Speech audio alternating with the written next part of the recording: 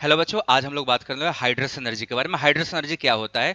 जब किसी आयन को, कैटायन या आयन को वाटर में डाला जाता है तो वाटर के साथ वो इंटरेक्शन करके एक लेयर ऑफ वाटर अपने ऊपर क्या करता है, चारों तरफ समेट लेता है। उस लेयर के बनने की वजह से उस सिस्टम में एक अट्रैक्शन होता है जिसकी वजह से एनर्जी रिलीज होती है। उस रिलीज एनर्जी को बोलते हैं hydrogen energy. So when one mole of gases cation और gases anion combined with water molecule some amount of energy released, that release energy is called hydrogen energy। Suppose करो हमारे पास एक लिथियम आयन, लिथियम आयन क्या होता है? Cation, positive charge है, और जब उसको हम पानी में डालते हैं तो पानी हमारा डाइपोल होता है। वाटर में क्या है? पॉजिटिव पार्ट है हाइड्रोजन पे और नेगेटिव पार्ट है ऑक्सीजन पे। तो लिथियम क्या करेगा? वाटर के डाइपोल चारों तरफ जो ऑक्सीजन का नेगेटिव चार्ज है चारों तरफ लिथियम से आके क्या करेगा? जुड़ के एक चारों तरफ से घेर लेगा उसको। अब ये क्या होता है? एक लेयर बनता है, उसके ऊपर दूसरा लेयर, तीसरा लेयर। अब ये क्या है? अट्रैक्टिव फोर्स है ना, क्योंकि नेगेटिव चार्ज पॉजिटिव क्या हो रहा है? पॉजिटिव चार्ज से अट्रैक्ट हो रहा है। तो दिस अट्रैक्शन की वजह से सिस्टम में पोटेंशियल एनर्जी घटती है, एनर्जी रिलीज होती है, and that energy is called hydrogen energy. अब देखो हाइड्रोजन एनर्जी किन बातों पे डिपेंड करेगा?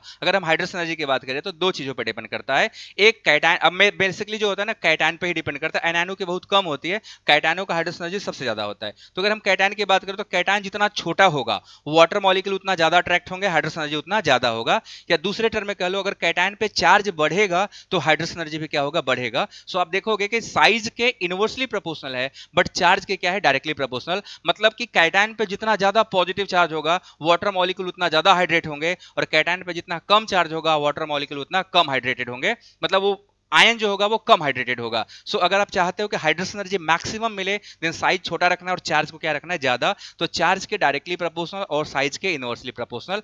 अब आप मूव करो, हम हाइड्रोजन करने वाले हैं लिथियम से लेकर सोडियम तक का। तो लिथियम कैटायन सबसे छोटा है, फिर सोडियम उससे बड़ा, पोटेशियम उससे बड़ा, सीजियम उससे बड़ा। तो टॉप टू बॉटम जाओगे तो साइज बढ़ेगा, तो हाइड्रोजन क्या होगा? सबसे कम हो जाएगा, सीजियम का।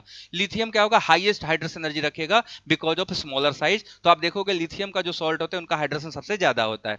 अब लेफ्ट टू राइट मूव करोगे तो बेरिलियम क्या है? उस पर डाई पॉजिटिव, तो बेरिलियम का हाइड्रोजन और ज्यादा होगा। सो यहां पे सवाल आता है, अगर हाइड्रोजन होगा मतलब वो पानी में क्या होगा? पानी उसको चारों तरफ से घेर लेगा, उसका हाइड्रोजन सबसे ज्यादा हो जाएगा, वो मॉलिक्यूल पानी में डिसॉल्व हो जाएगा। सो अगर कोई कंपाउंड पानी में सॉल्युबल है कि नहीं सॉल्युबल है, मैंने पिछले शॉर्ट में बताया था आपको, लैटिस एनर्जी, वो किसी कंपाउंड को सॉलिडिफाई कर रहा होता है। हाइड्रोजन एनर्जी किसी सॉलिड को डिसॉल्व कर रहा होता है। सो अगर magnitude of hydrogen energy more than lattice energy है तो कंपाउंड पानी में सॉल्युबल होगा, और अगर magnitude of lattice energy is more than hydrogen energy है तो कंपाउंड वाटर में इनसॉल्युबल होगा। उसका एग्जांपल बेरिलियम सल्फेट और बेरियम सल्फेट है। देखो बेरिलियम सल्फेट जो होता है वाटर में सॉल्युबल होता है बिकॉज बेरिलियम का जो है सबसे छोटा साइज है, हाइड्रोजन बच्चों उसका सबसे ज्यादा होगा तो पानी में डिसॉल्व हो जाएगा। जबकि जो बेरियम सल्फेट उसका साइज बड़ा होने से उसका हाइड्रोजन कम होता है। यहां पर लैटिस एनर्जी डोमिनेट कर जाता है और हाइड्रोजन एनर्जी रेसेसिव हो जाता है, कम रहता है।